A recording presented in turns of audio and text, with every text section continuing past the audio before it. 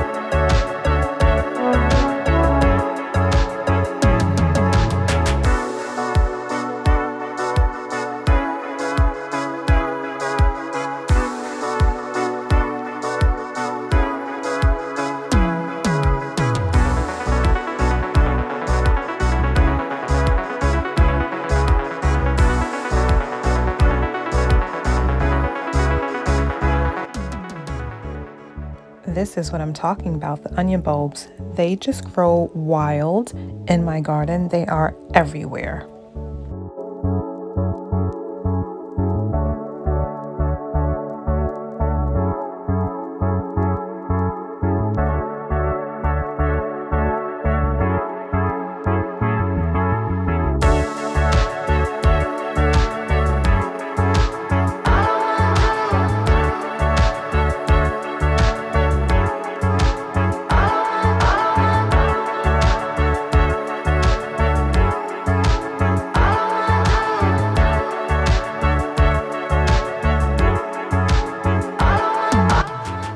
Okay, so now I'm to the point where I can start laying down the cardboard because I'm going to use the sheet mulching method to create this bed. And that way I don't need to dig up all of the weeds and the grass before I lay down the mulch. I can just put layers and layers of cardboard on top of the grass / weeds, and then put the mulch on top of the cardboard. And in doing this, the plan is to like suffocate the weeds and the grass so that they don't continue to grow. They eventually die out because they don't get air, water, and sun. However, I've done this enough times to know that sometimes they will come back, especially the sort of weeds I have. They're super strong, and they will sometimes break through the cardboard. And so now here I'm just laying out all of the mulch that I'm going to use and preparing to lay it all out.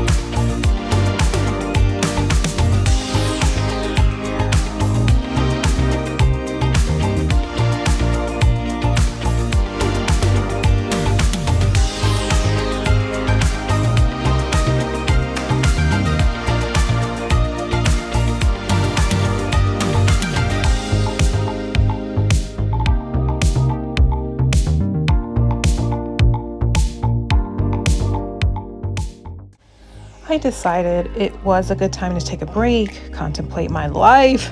How did I think I was going to get this all done in one setting? The mulch is not heavy at all. Those 100 bags of mulch is not heavy. I got this. I could do this. Here we go. Come on, get back to it. I had to catch a second one there for a moment, but so far I'm liking the way it looks. Looks really good. Nice and clean. Just a few more bags of mulch to go.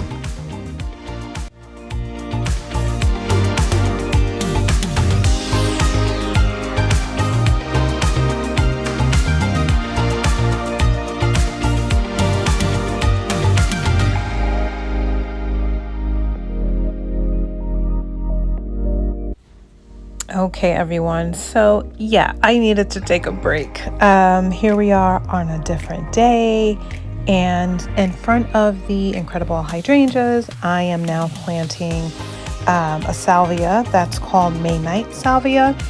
And I purchased these salvias last fall, the end of the season last fall, and they were on sale, and they survived the winter on my patio and started on their own, like dividing, which I thought was really cool. So I just sort of helped them out and started cutting them where they were naturally dividing.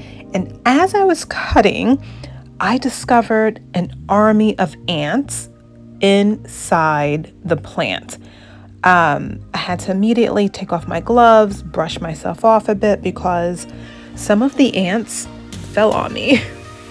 And then I just felt like they were all over me. And so as I'm finishing the front row of the May Night Saliva, I just felt like ants were crawling all over me. But I prolonged this project long enough, so I had to proceed on, but carefully this time. So I took the plant off of the work area and put it on a cardboard off to the side where you can't see.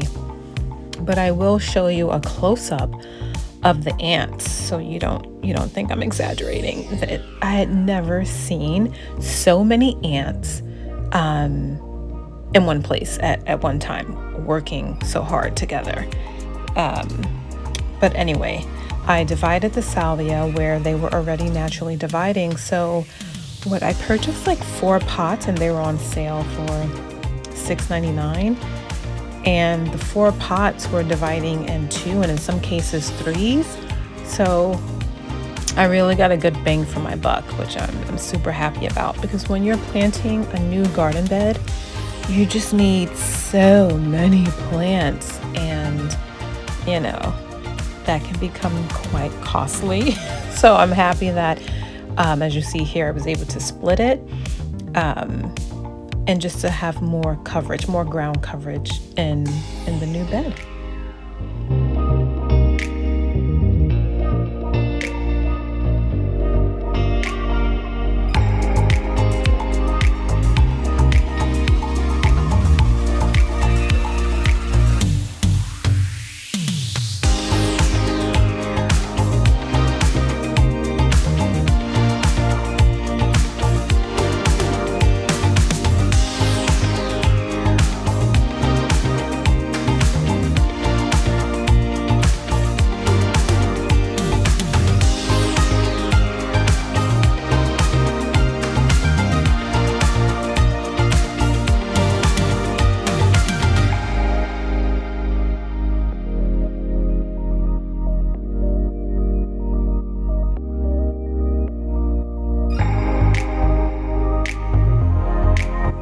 Okay, here's what I'm talking about.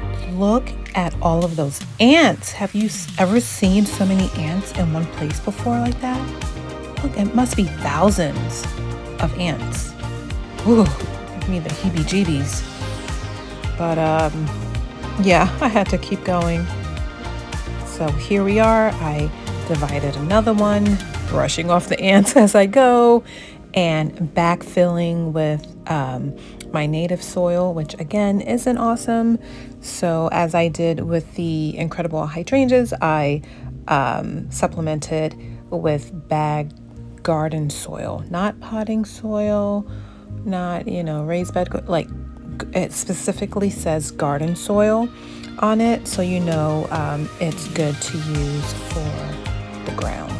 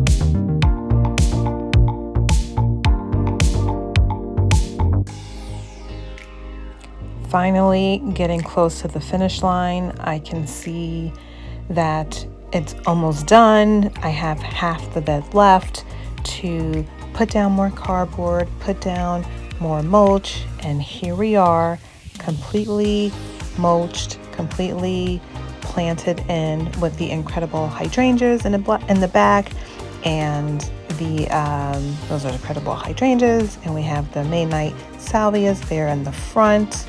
I'll need to add a bit more mulch to completely cover all the cardboard, but yeah, I think it looks really good. Let me know what you think. I'm going to add a bit more mulch here in the front to go inside the line, but this will be part 2 of the Rose Arbor garden. In this whole area here, I also need to do what I did on this side, on the other side. That's going to be video 2. But look at our rose arbor. We just planted the roses this year. They're going to grow up and over. I'm so excited. In a couple of years, not right away. Well, let's take a look at our new rose there. That's our David Austin Zephyrin Doron rose, and I believe that's the one that doesn't have any thorns. So I'm super excited about that. So we are all done for now. Please let me know what you think in the comments. And yeah, thanks for hanging out with me. Take care.